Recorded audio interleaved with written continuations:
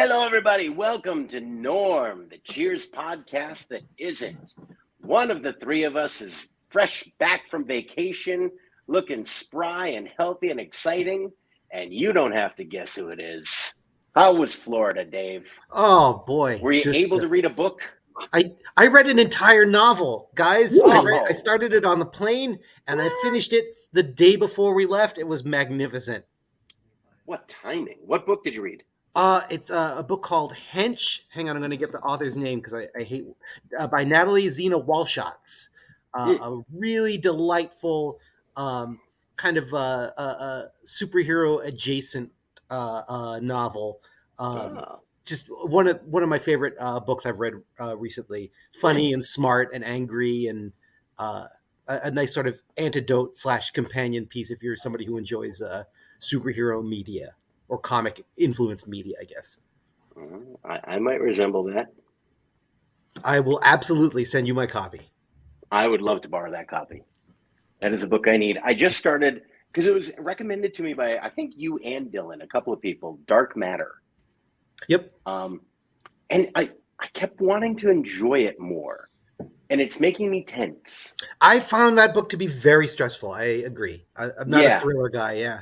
Yeah, and I'm like, you know what? I don't think this is the place I want to be in as I'm reading. But it's funny. I can be sad and I can be excited. I don't want to be tense. I don't want to be tense. Yeah. So I think I might have tapped out on Dark Matter. And this is not a critique of the writing. It's very well written, and people have enjoyed it quite a bit. I don't think it's for me. No, I don't think no it's shade. I am reading the actual Shoeless Joe Jackson, The Field of Dreams. I've got that on my shelf. I've yet to crack that one open. It's interesting. It's different. It's definitely the story of the movie Field of Dreams. But there's changes in there. Obviously, not the least of which J.D. Salinger is actually a character in that book instead of the J.D. Salinger stand-in Terrence Mann. I still have yet to see the Kevin Costner movie. What? Mm-hmm. Oh. Mm-hmm. See, this is why we need to segue into Dave and Mike make Tookie watch movies. Just every week, like, we just make her watch a dad movie. We're like, what'd you think, Tookie? I've dipped a toe. I'm an honorary dad because of Ford v Ferrari. You are. I mean, to be fair, we haven't steered you wrong too many times. I feel like when we're like, Tookie, you'll like this movie. You've liked the movie. I did. I have. You like Midnight Run and Columbo. Yes, I love. Columbo became my whole personality for like 2 months. Right? So. Right. Yeah. We don't steer you bad. For somebody who is known for some pretty gorgeous outfits on and off stage, I feel like your rumpled trench coat period was shocking to watch from afar. It was a departure, I know, but I'm glad you stopped smoking. Thank you. Yeah, thank you. Those little cigars were going to be the death of you. It was fun while it lasted, though. It was. All right, but we are back at full Voltron talking about the greatest live-action sitcom of all time, Cheers, and one of my all-time favorite episodes of Cheers, Season 5, Episode 21, Simon Says, featuring John Cleese, who won an Emmy for his performance in this episode. Wow. As well he should have. I watched it 3 times. Getting ready for this, I laughed out loud every time. I'm not saying it's the 80s. I'm not saying there aren't a couple of moments that we're going to talk about. Mm-hmm. But by and large, I really adored this episode. I just thought it was great. I remember loving it when I was young. I still love it.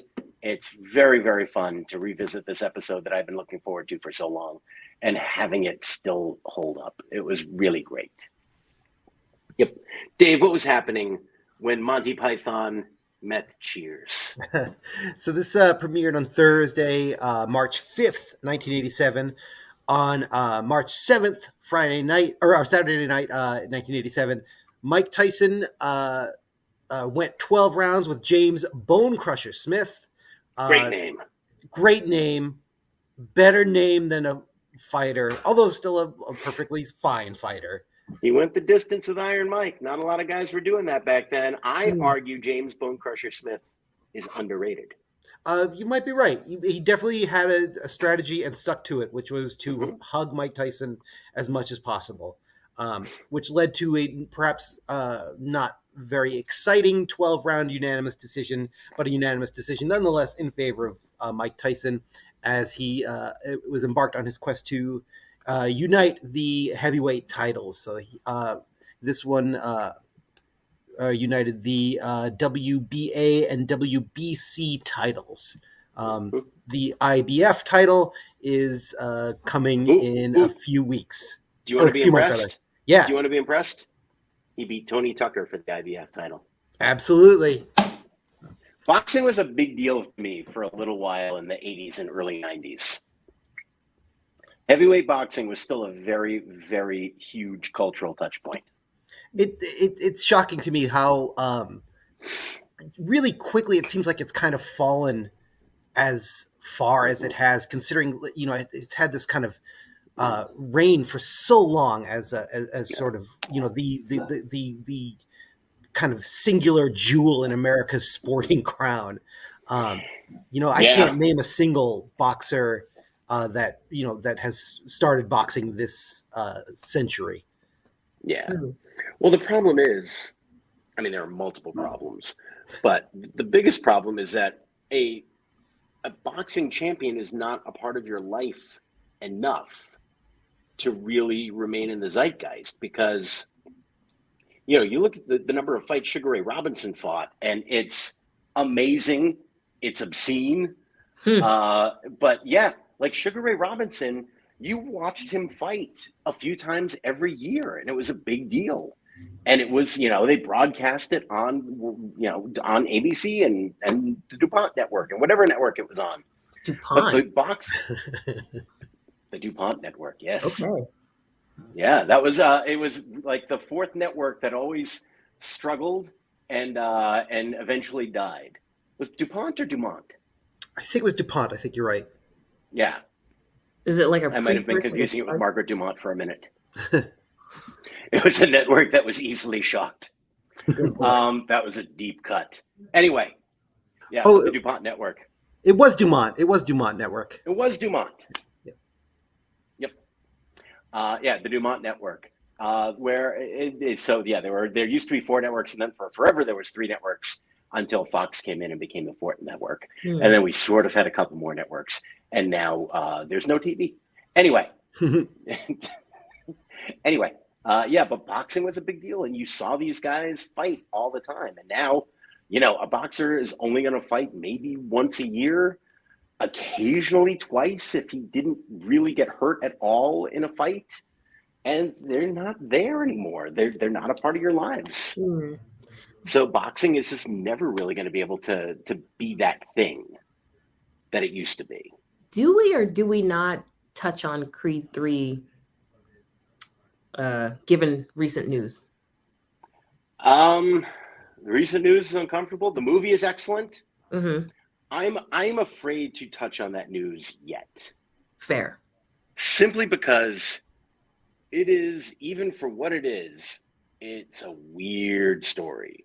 Very. Yeah. So I am of the mind I would like to hold off for a bit.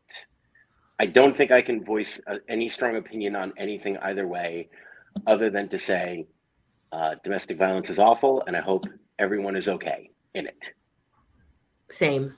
And Creed 3 is excellent. Yeah. Two things can be true at once, that this is terrible. Yep. The movie was legit. Yep. Thriller was an excellent album. Well, damn. And we get caught up in this sometimes, where it's like separating the art from the artist and their actions, and I don't know what to do with it. Roman Polanski is a monster, and Chinatown is a brilliant film. Haven't seen that one. Oh, it's great. Iffy about seeing it just because. I know. I don't know where to go with that. I tend to be of the mind especially, as I listen to classical music and then learn what the composers were doing. Yeah. I'm like, well, I don't want all this to go away. I guess I tend to be in my default setting tends to be, if I find that an artist is an awful person, I don't think they should be working anymore. I don't expect people to want to work around them. But the work that's already been done is done. It's there. And I don't want to pretend that great art is not there if someone bad was involved in it. Yeah. Especially when it comes to films, TV, theater, because they're not the only person involved. Like I would hate to. I will say though, I've established a very firm boundary in our residence about banning music from an artist who was telling us the whole time who he was. That could be a few people. Huh? R? Starting with R? Yeah. Okay. He was telling us the whole time. Yeah, he wasn't hiding it. No. Agent Nothing But a Number? Yeah. He was telling us the whole time. Yeah. So that is not allowed. No. On the premises. Absolutely not. I also don't view that as a so significant cultural loss. No. Maybe I'm being judgmental. No. Yeah. That's a catalog I can live pretty happily without. Mm-hmm. Yeah. All right. Well, on that note, speaking of guest stars on Cheers who have a pretty huge back catalog of comedic hits and have occasionally ventured into some problematic areas in the past couple of years. Yeah, Cleese is a little troubling. Is he? I didn't know. He's a weird. I get where he's coming from on some level. He is of the mind that, he is a liberal. He is not conservative. Okay. And he has tended to advocate for liberal causes and people. But he's also 80 and has done comedy, some of which you look back on and go like, because it's comedy. Stuff from 20 years ago, you look back and go, because shit changes and understandings change. But while some comics look back and go like, well, I wouldn't do that now, he is very much of a mind comedically and artistically that everyone's getting too sensitive now and we're killing comedy and ignoring the 97 specials that have been released so far in 2023.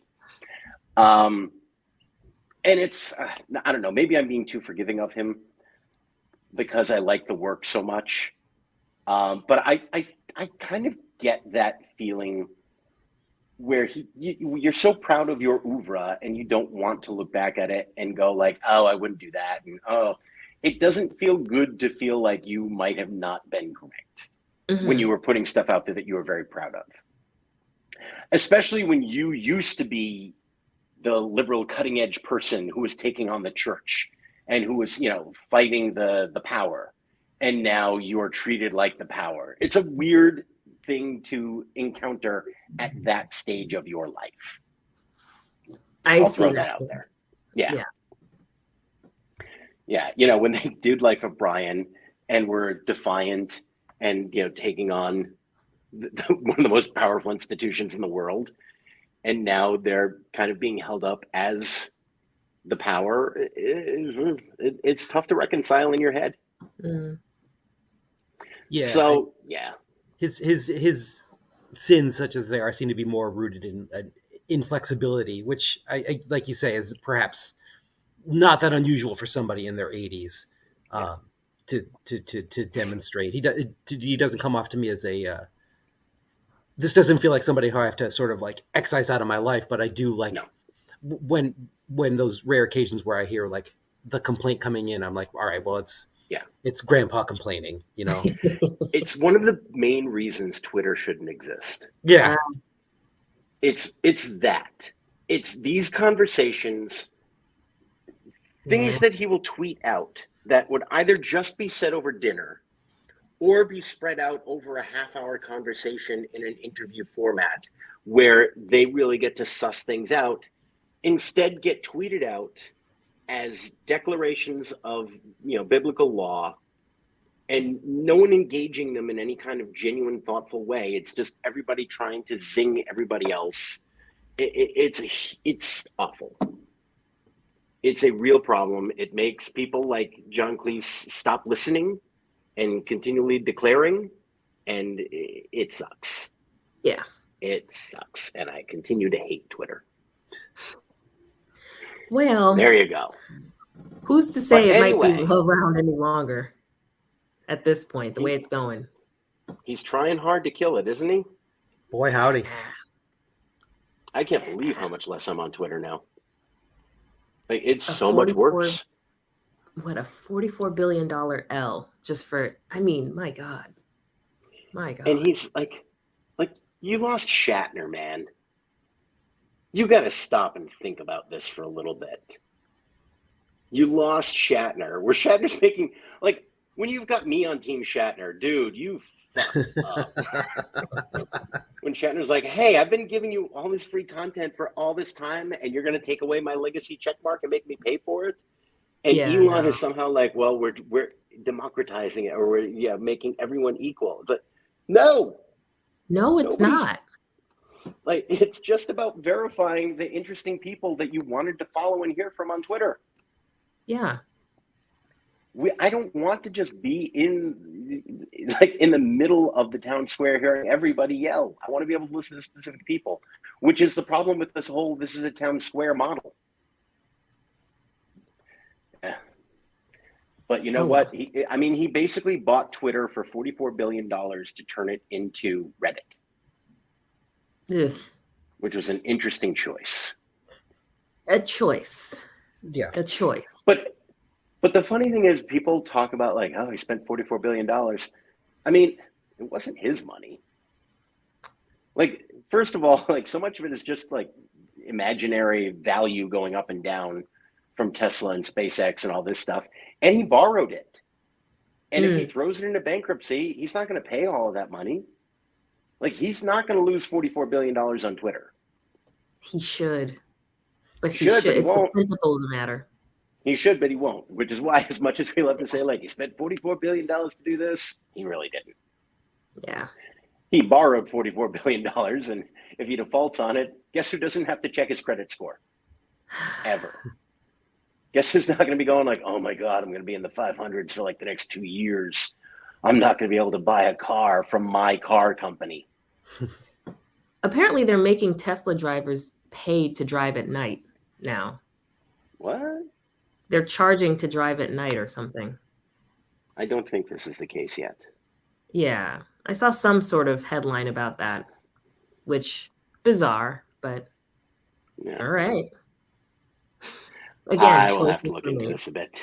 Yeah. Yeah. Choices were made. Choices are being made. Anyway. Hey, how about that cold open, Tookie? Another short but sweet one. They're really making a point to just have these bits be super quick. So we enter into the bar, and this is pretty much all Norm has to do this week. But we enter into the bar, and Norm is just about wrapping up his day, and he says, well, I got to get out of here, I guess. Got to stop over at the health club. And Fraser's like, oh, the health club? You belong to a health club? And Norm's like, yeah, Vera bought me a membership for my birthday. Real subtle, huh? And Fraser is just questioning the whole thing, which is, do you actually go there and work out? And Norm's like, yeah, I go to the pool and do about 25 a day. To which Fraser asks, laps? And Norm's like, no, cannonballs. Roll credits. Quick chuckle.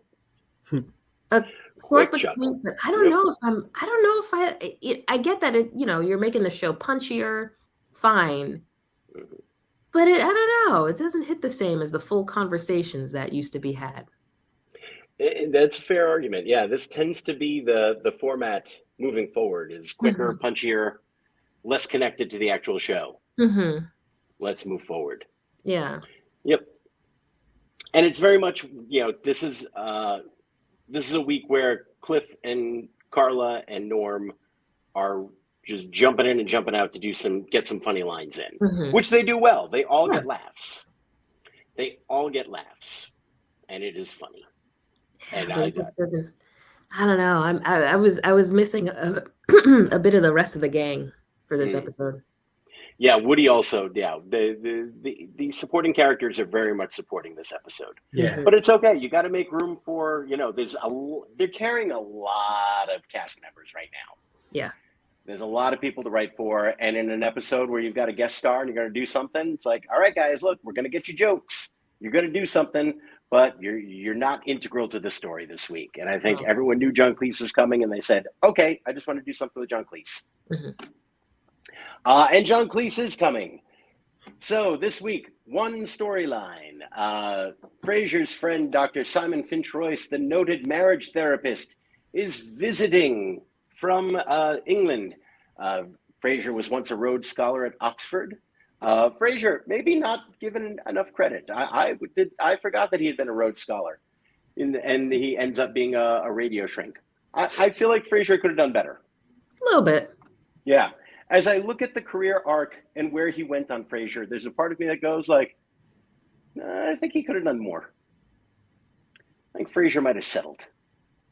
Oh, absolutely. Yeah. That's what kind of makes Frasier Frasier. That's why Frasier fits in this room. This is a room full of people who have absolutely settled. Fair enough. So his friend, the marriage counselor, is coming in to visit. He comes in. They do a scene that we don't want to spend a ton of time on. That was one of my 80s moments. Yeah. That was also my 80s moment. We might be sharing the 80s moment. Gilbert and Sullivan being a big cultural reference point in sitcoms was, for whatever reason, a big thing in the 70s and 80s. And then, like I get that. So at Oxford, and you see this if you ever saw Chariots of Fire, which you don't need to do to yourself, but I did it. The Gilbert and Sullivan Society is a very big deal at Oxford and at So, and it's all boys, so all the boys play girls. And so these two white men were reminiscing about their grand days of playing young Japanese girls. And they do it in a way that John Cleese will defend now, but makes one feel a bit icky. And let's leave it at that. So they come in, do a moment from the Mikado. And if you ever get a chance to see Topsy Turvy, by the way, fun movie about making musicals. And that musical is specifically the Mikado, but also some stuff is going to make you go like, Urgh. Anyway. Diane is thrilled that Simon Finch-Royce, the famous marriage counselor, is there. I'll take as my 80s moment that he helped Chuck and Di, Charles and Diana, at a point where someone would want to take credit for that, where people still thought those kids were going to work things out. Woof. Yeah. She decides that she wants to have a marriage counseling session before they get married. This is wonderful. Sam hates that idea.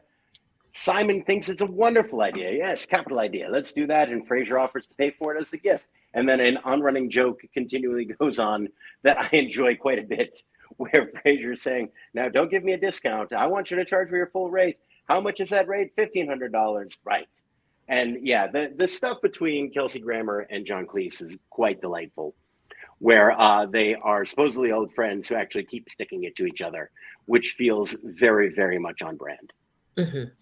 Sam and Diane have their marriage counseling session with Simon Finch-Royce. Very, very funny. Love that whole scene in The Office so much. The scenarios, which he pronounces scenarios. It's just great. He declares that not only should they not get married, they should never see each other again. He leaves. They're furious. Well, Sam is not furious. Sam is a little bit concerned. He's like, what are we going to do? Diane is declaring that they will still get married. She actually decides that this is a test of their love.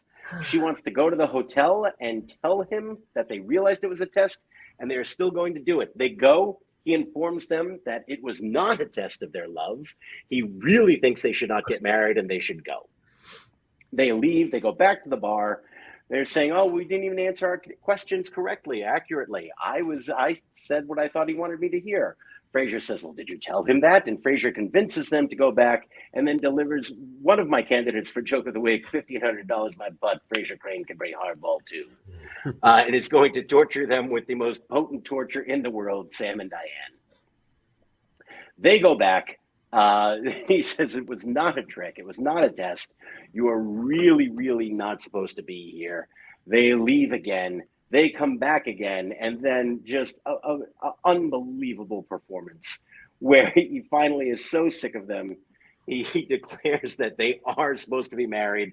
He's screaming to the top of their lungs in one of the great monologues in sitcom history, delivers it on tape, hands it to them, says they're the greatest couple since the dawn of time, and then one of the great Shelley Long readings of all time, a moment of silence. She looks to Sam and says, "See?" End of scene. Just wonderful. Oh, I could watch that final scene over and over and over again on an endless loop. It was so great. Good stuff. What do you think, guys? Oh boy, John Cleese is so good at this particular kind of character. I mean, it's everything he's done. You know, this sort of like very worldly, very intelligent, but ultimately like unpleasant human. Like one of the things I really like about John Cleese as an actor is he is not afraid to be an unpleasant person. Mm-hmm. And he's able to sort of wrangle that comedically, continually.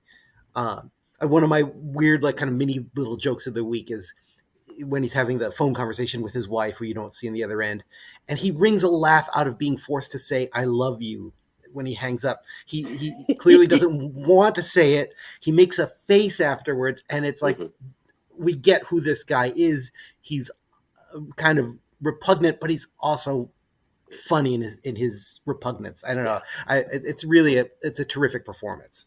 Yeah, and the master of swallowing the punchline, just setting it up and then deliver the punchline like this, and then coming back here. It's like he does it so many times and it never stops working. Nope, he just goes to the nose, like right down here, and then back up. Yep. You've made a mistake. Highly unlikely, although I did let the two of you in. Now, it's just great. Over and over and over again, it works.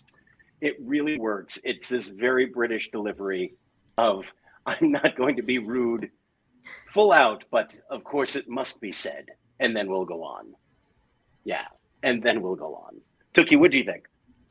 I thought this was, I mean, as much as I missed the usual crew, I thought it was a really, really wonderful episode. It's nice to see John Cleese out in the wild and not in Monty Python sketches that I've been forced to watch over I don't know, because obviously this wouldn't be an experience of yours, but like all throughout my life growing up, I've just heard, "Oh, Monty Python isn't for girls. It's not for girls." And then, like, somebody will proceed to show me a clip and I'm like, I don't get it because it's not for girls. So it's fun to see him outside of that context and enjoying him and his comedy in a way where it's like not under duress. Yeah. And I disagree with that take that Monty Python is not for girls. Obviously, they were, all men. Yeah. Making this together. But I think especially Flying Circus was more of a time and also very, very specifically British. Yeah. When they made the films, I think those traveled quite a bit better. And because they were making them for a bigger audience. Yeah. I think there are a whole bunch of, and I say this as a fan, there's a lot of Monty Python that you look at now and go, what? What?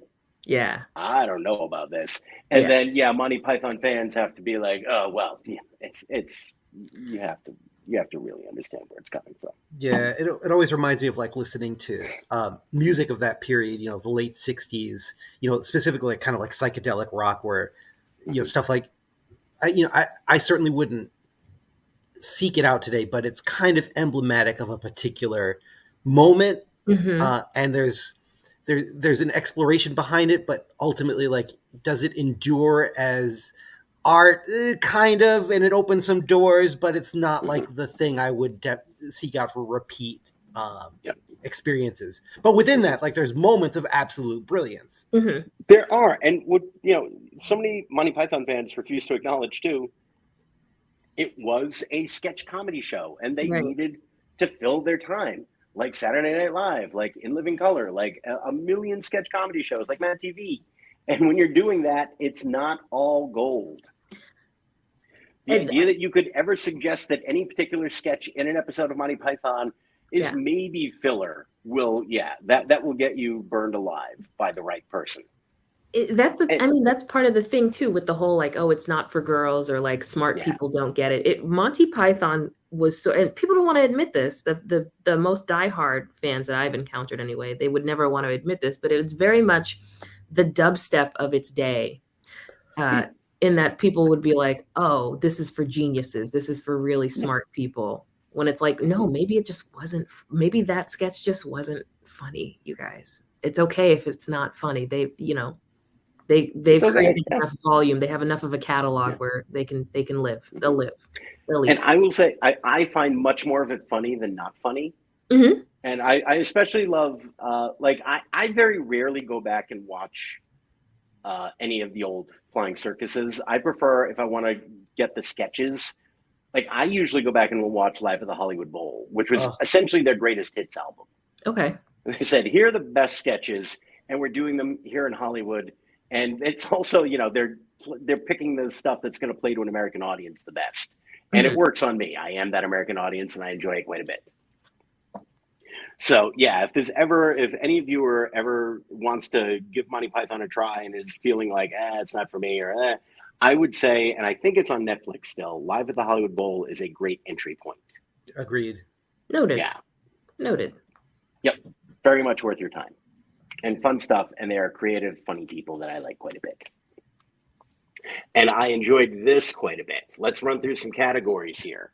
Mm-hmm. So we already got our 80s thing. Well, I'm sure Tookie has many more 80s things to include. So I got my 80s thing in. Tookie got an 80s thing in. Dave, do you just want to throw an 80s thing in? I think my 80s thing is the sort of rise of the celebrity psychologist. The idea that there would be an eminent therapist who would produce self-help books that you could sort of like address your own shortcomings without. So it's like kind of this dual thing that's happening, right? It's like this sort of therapy is becoming more and more accessible and less and less a punchline, more and more like a thing that people can access. But also, if you are carrying that sort of stigma, like I'm not going to go see somebody in person, I don't want to like lie on a couch or whatever. There's now this whole industry of books where you can sort of like address these things in private, and the writers of those books becoming very, very well known. It sort of felt it's an interesting moment, as you can sort of see how we're heading to a place where therapy becomes much more widespread and available, but we're not quite to that tipping point yet. And we owe it all to Dr. Joyce Brothers. Thank you, Dr. Joyce. The patron saint of the TV psychoanalyst. Mm-hmm. Yeah, we're just about to go to Loveline and then have those two assholes betray us in the 2000s. Yeah. Yep. Just around the corner. Yep. I'll stay. That's why Gen X doesn't trust. That's my platform. It's a strong platform. Tookie, do you have more 80s things? I do. Wait, I didn't even list another. I didn't list one. You did. With the Mikado thing, because we both agreed on that. Oh, I said, that was one of them. Yeah. Yes, that's what I said. You listed one of them, and then you said you didn't say anything. And then I said, what about this thing? And you said, well, that's one. That's what I just said it was. Okay. I misunderstood. Okay, that's on me. Okay, so Chuck and Die, obviously, deeply 80s. The term upchuck to mean barf, also very 80s. When Carla says that to Diane. Diane's whole shoulder pad situation, that whole getup. Good Lord. The dynasty, the designing women of it all, it leapt out. the recorder, and I feel like, I don't know if it's like a meme or not, but to like record your last will and testament on a recording device, like John Cleese's character did. The term circus geek, because at that point it was still had like a specific definition as to what a geek meant before it started transitioning to be equated with nerd. And the mention of like that whole Argentinian conflict, that whole war thing, Oh yeah. that Cliff was talking to John Cleese's character about, and then of course the Mikado, the normalization of that whole thing. But it also transitions to my joke of the week. Yeah, Which is when John Cleese and Kelsey Grammer reenact the three little girls from school, and Woody's response is, "You want me to call the police?" I don't know why, but I cackled. I cackled every time. it was good. It was good. Yeah. All right. Yeah. I had one more 80s thing. I don't know if this, I was just trying to find again. I was like, I thought I might know where it came from. But when Carla was flirting with John Cleese and he said, have her scrubbed and sent to my tent. Wow. Yeah. I didn't understand that. Like, what did they mean by that? That feels like a really like British colonial kind of. Yes. And I was like, Okay. I laughed at the audacity of it the first time. And then I was like, I don't think I like laughing at this. And then I watched it again and I steeled myself and I still giggled because I was like, all right, this is a terrible person saying a terrible thing. And maybe I'm a terrible person because I'm giggling at it again. So I guess what I'm saying is it was a moment for real reflection on my part. Yeah. Was it to imply that she's dirty or something? Because I could sense the colonialist undertones. But I'm like, I think the joke. I tried to look it up, but I was also afraid of having too many of these searches in my search history. I believe Dave is correct that it is a colonial thing of we're going into the jungle. Oh, this one's okay if you clean her up. She'll be okay for the night. Have her scrubbed and sent to my tent. Is, I believe, the joke there. Okay. And that Carla would be such a woman. Gotcha. Yeah. Having recently watched RRR, I was like, I would now pay to watch a 3-hour action epic where Carla Tortelli like claws her way out of a British encampment, like and just racks up a massive body count along the way. I would love that too. It's the sequel. Yeah, there it is. Car. We both went for it. It was a race to the Carla joke. Oh man, motorcycle versus horse. Who wins? Everybody. All right. My joke of the week. It feels like cheating, but I feel like that monologue is the joke of the week. That performance where he goes. It's hard to pick something out of that. And it feels wrong to pick anything else. I thought about the aside. I thought about the $1,500 my Bud Fraser, but I feel like that has to get a trophy of some sort. It's just so great from beginning to end. I do have a runner-up. Oh, well, let's let Dave get this out, and then because that might be your runner-up, and then if not, we'll get the runner-up in. Okay. I'm not going to go with the colonialist gag. I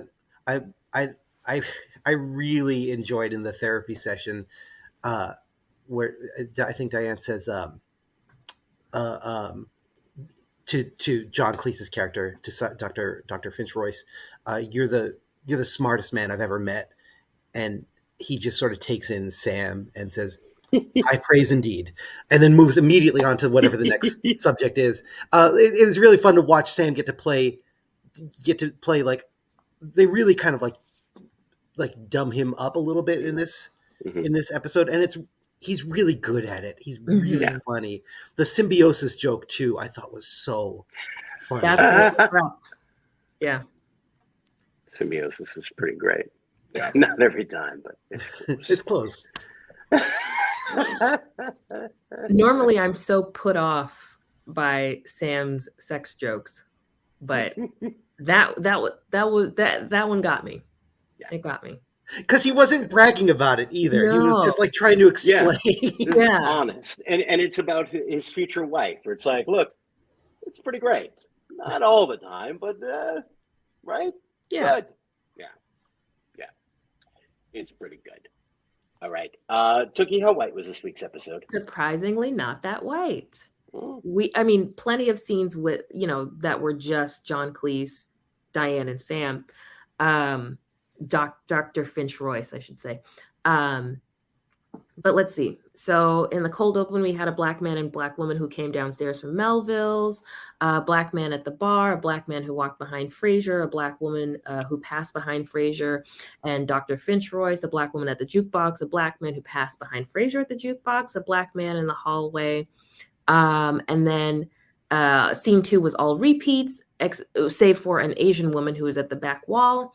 Of course, scene 3, 5, and 6, obviously no people of color. But then scene 4, a black man who passed behind Diane, a black woman who came down the stairs, a black man who passed behind Frasier, and an Asian woman in the upper booth. So 13, not as low as you would think for as long as we spent with just Diane, Sam, and Dr. Finch Royce. In the hotel room, yes. Mm-hmm. Can we talk for 1 second about the woman of color carrying the succulent with the ribbon on it, like directly across the path of the camera? Yeah, that was a choice. I rewound it like 4 times because at first I thought it was like a giant drink, like a tropical drink, and then I realized that it was obviously like a present of some kind. And I was like, I desperately want to follow this woman to find out why she got this succulent and where she's going with it. Yeah, she was, I believe that's the woman I noted who passed by the table where everybody was sitting, all 3 of them. And she just had a plant. For what? I missed this completely. She didn't even notice this. There's something funny about this episode. I was wondering. I found myself wondering what the window they had to shoot it if John Cleese had a sort of tight window, because the directing everything seemed a little bit wonky. Like there was a lot of moments like during the therapy session where John Cleese's back was to us. There was that cross where that extra with the plant was very close to the camera, more close than you would sort of normally see. There's a lot of shadows being cast by John Cleese, due to his height, I assume. It just felt like everything had to be sort of pulled together somewhat quickly, and maybe there was some directorial, like they just maybe didn't have the time to do multiple takes of things. But I found it kind of interesting in that way. It was kind of fun, and like it felt like it was kind of like really happening in a very live way. Gotcha. Weird note, but in high def, I noticed his hotel room's not very impressive. No. It's like, man, that desk has seen some better days. Yeah. Like the couch is a little stained, and it's a rough little suite they've got the famous Simon Finch Royce in. That is supposed to be a very impressive hotel suite. Did you recognize the exterior? Because I didn't. Nor did I. I did not either, no. I did not think that was actually a Boston hotel. I didn't think so either. I couldn't place it. Yeah, it felt like a Boston hotel would be more sort of like, mid-city, like the Lenox or something, and that this seemed to be like kind of on its own kind of compound. Mm-hmm. Mm-hmm. Yeah, nothing special. It has been an interesting thing watching some of these older sitcoms in high def, where it's like, look, no one thought you were going to see this. Right. No one thought you were going to catch this. And I never did before, so they were correct. Oh, well, speaking of vintage Boston, we actually just watched the Boston Strangler movie on Hulu starring Keira Knightley. Any good? It was good. It was, it got AV Club. I have feelings about AV Club. Just they gave it kind of a tepid review. They gave it like a C or a B or something, but I thought it was solid. And it was also very funny to learn that Keira Knightley and her co-star, I'm blanking on her name, were both banned from attempting a Boston accent for this film. Good. Yeah. Good. If only whoever instituted that ban had gotten to Tom Hanks before Catch Me If You Can. Oh my God, are you serious? I haven't seen that. So he does a Great It's a- movie. It's a terrific film. Yes. I really love it. Terrific, fun movie. The Boston accent is terrible, but the movie is still worth seeing very much. But yeah, you're just like, dude, you don't need to do this accent. And especially because the character he's playing is a composite character. So it's not like his character is set in Boston. He just decided to do a Boston accent for no particular reason. And they let him because he's Tom Hanks. He was Tom Hanks. What are you going to tell Tom Hanks? No, you got Tom Hanks doing second from the call sheet. You got him to be the supporting character to Leo. And part of the deal was, I'm sure, like, all right, I'll do this. The Colonel Tom Parker situation was bad enough from Elvis. He's such a great actor who should never be allowed to do an accent again the rest of his life. Good Lord. Yeah. No, I'm horrified. I'm actually horrified. I have morbid curiosity now to go watch that. It's absolutely worth watching. Great dad movie. That'll be in the next podcast. That'll 100%. Be one of the ones that we do. Oh, yeah. Okay. Oh, yeah, we're going to cut this off after season 5. We're just going to make Tookie watch dad movies. I know we keep saying we're going to go to season 6. None of us is excited about Kirstie Alley, and we're all excited about making Tookie watch Catch Me If You Can. Like, I don't even know why. Why are we swimming upstream? What are we doing? I mean, why are we fighting it? That might be the ultimate dad movie because it's got Christopher Walken, one of America's beloved actors by dads, playing a dad. Oh. Playing a dad. Oh, wow. That's great. Oh, yeah. Oh, yeah. In a lovely turn, by the way. Mm-hmm. Yep. Terrific flick. Again, I would have never known. Yeah. Would have never known. That's why we're going to do the podcast. Okay. Yep. So many movies we need to make Tookie watch. Oh, I can't wait for our Bridge of Spies episode. I'm excited to see that movie. Wait a minute. Okay, Bridge of Spies. That's after War Games. That's down the list. Okay. Oh my God, this is so much, you guys. Bridge of Spies, Catch Me If You Can. Yep. What else? War Games is such an 80s dad movie from when, like, dads watched it when we were kids and we're like, this is everything in technology. What? Well, we watched the original 1987 Predator this past Saturday. Woohoo! Genius, right? I cannot unsee at least 2/3 of that movie. Nope. That's going to linger with you. It's sticking around. It's harder to scrub off than a coating of mud. My God. Schwarzenegger is what Dave thinks the real American Video is. Oh, like Schwarzenegger was patriotic, but he also got the joke. Our viewers at home, well, that's paywall content. Yeah. They don't know about that discussion prior. Yes, that is true. Yeah, I forgot that was pre-show. Yeah. Yeah, I was sharing the Hulk Hogan Real American Music video earlier, and we were debating whether or not they knew it was ridiculous or not. And my argument is pure sincerity. He meant it. Hulk thought that was right up there with the Star Spangled Banner. Absolutely. 100%. Yep. If they had been able to make a music video for the Star Spangled Banner, that's what it would have looked like. We hate to see it. But Schwarzenegger got it. He understood. He's like, yeah, we're going to throw in a ridiculous joke here. Like, he knew those, like Commando and Predator and those movies that he made were all tongue-in-cheek and way over the top. Yeah. Stick around. My God. But that was the difference between, everyone compares Schwarzenegger to Stallone because they were making those action movies. But that was the difference. Stallone was never in on the joke. Like, when you watch Cobra, he was serious. Yes. He was serious making Cobra. Yes. Yeah. Schwarzenegger got it. Okay, but I also, upon watching Predator, did not know that meme of the handshake, the beefy armed handshake. Yep. Predator. Between Carl Weathers and Arnold Schwarzenegger. That is where that came from this whole time. Yeah. And I'm a chronically online person, and I did not know that. Right. There you go. See? Yeah. It's all there for you. I think that's the thumbnail to tonight's episode. Absolutely. Have you seen Commando, Tookie? No. It's on the list. Dave, we have to compile a list. All right. We got to compile a list. Yeah. Commando. Yep. That's right up there. Yeah, like Commando, Running Man, he knew those were kind of silly. But everyone compares that, and they kind of, I feel like Stallone has lost some of the credit he's due because they're like, yeah, he tried to do comedy like Schwarzenegger did, and he couldn't, which is true. But that being said, Schwarzenegger never had a Rocky in him. He could never do drama the way that Stallone pulled it off. Yeah. First Blood, Copland. Like Schwarzenegger never had that gear, but he was smart enough to know he didn't have that gear, and he didn't try to get on that highway. He's like, all right, nope, I can't do that. I can't see Stallone doing Twins. He tried.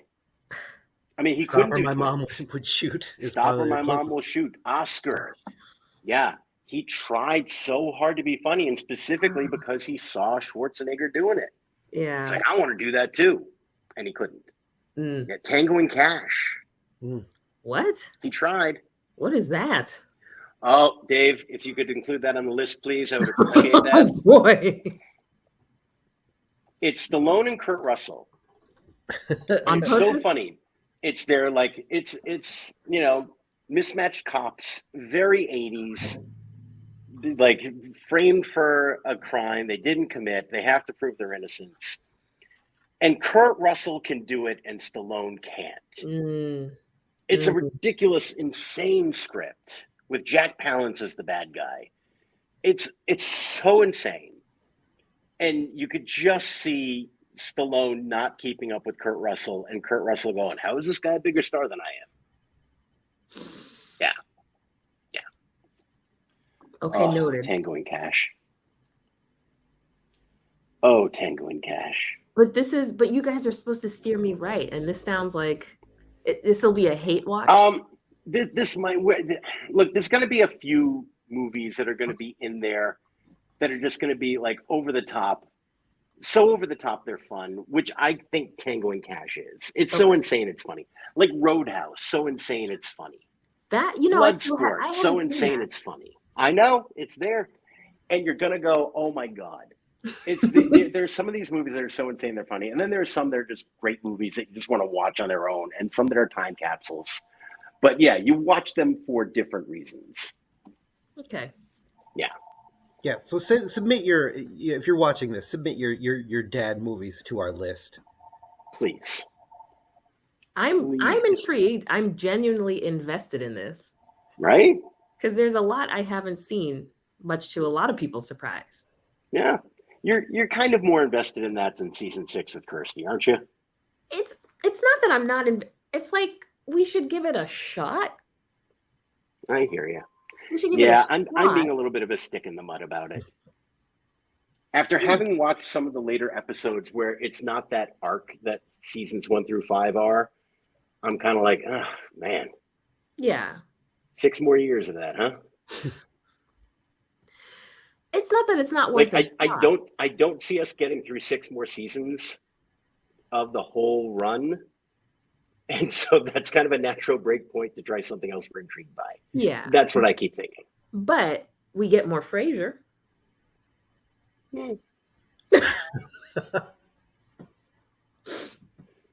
He's fine. He's fine. He's fine. He's doing Frasier again on Paramount Plus. Like they're rebooting it. It went through. Yeah. Oh God. Yeah, we've got plenty of Frasier. I think Frasier was a perfectly good show. Like this is the amount of Frasier I like, which is I agree. Like 10 to 11 minutes. Frasier. Mm-hmm. Yeah, like I really like David Hyde Pierce. I thought John Mahoney was great. Like, but I didn't watch it religiously because I don't need like a main course of Frasier. Mm-hmm. I need a soupçon of Frasier. Yes. Okay. Frasier is an amuse-bouche. Oh. Okay. Yes. I cannot argue when you bust out the high-class culinary terms. Yeah, you do. Says the guy who's about to heat something up frozen for dinner. We don't judge. You have a convection microwave, right? I don't think I have a convection microwave. Don't they make Is this a part of my thing? Like, you know who's got a convection microwave is Mike Dorval. So if you need some advice about that, text him. No. But have Maybe I I got do. some? I don't know what kind of microwave I have. I guess it's not impossible I have a convection microwave. Let me ask my wife, which is our 80s moment of the podcast. Do we have All a right. convection microwave? Do we have anything to plug this week? I have nothing. Ah, I'm headlining a show in Attleboro. hey, right next on to my old Thursday. hometown. Yeah, this Thursday. Where is it? Because it's tough for people to just buy tickets to Attleboro. I know. I don't know. All right. I You might post it on the page.